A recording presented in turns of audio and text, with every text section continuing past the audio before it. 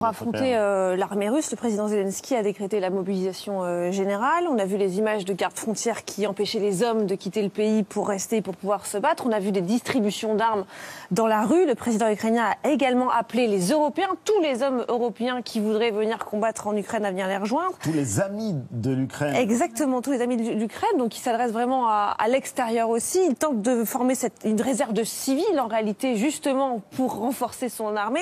Ça peut paraître informel comme ça, mais en réalité, cette réserve de civils, c'est très officiel. Est-ce qu'on sait justement à combien d'hommes elle s'établit en ce moment?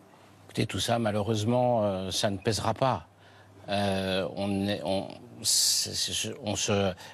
gens se rassurent en disant ça. Ils essaient de se mobiliser. C'est trop tard. S'il fallait, évidemment que c'est trop tard.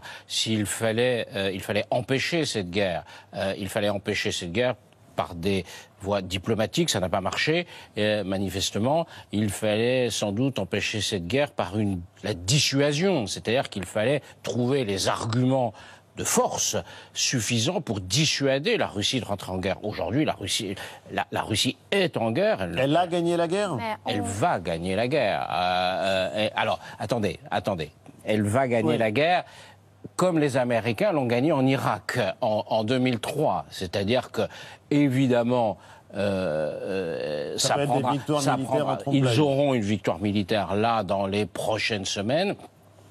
Puis ensuite, il y aura la suite politique. Ce sera, comment dire, parce que justement, quand Émilie parlait de cette réserve civile, par exemple, ce sont donc des civils qui sont amenés à prendre les armes. Et votre père y pense, par exemple? Oui, tout le monde le pense. Même les gens qui sont actuellement en France, ils sont déjà partis à rejoindre la réserve militaire.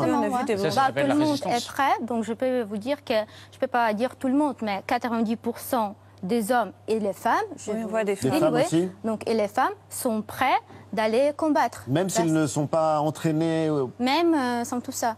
Parce qu'en fait, vous disiez qu'en fait, il fallait le faire. Bah oui, c'est ça. Donc, on demande aux pays européens, aux États-Unis, à tout le monde, des sanctions depuis 2014. Mais bien sûr qu'il fallait le faire, mais ce n'était pas fait. Mais à ce stade, du coup, quand on voit que ces gens sont prêts à combattre, est-ce que la communauté internationale doit envoyer des armes à ces gens? Est-ce qu'on doit envoyer des armes? Mais c'est des questions qui vont se poser. Bien sûr que d'ailleurs, les Allemands ont annoncé tout à l'heure qu'ils envoyaient quelques missiles anti-chars, mais ça ne changera pas la chose. Malheureusement, on n'est pas ici. Je ne suis pas ici. Je ne suis pas ici. C'est un combat. Cette partie de la guerre, les Ukrainiens, malheureusement, ne pourront pas la gagner.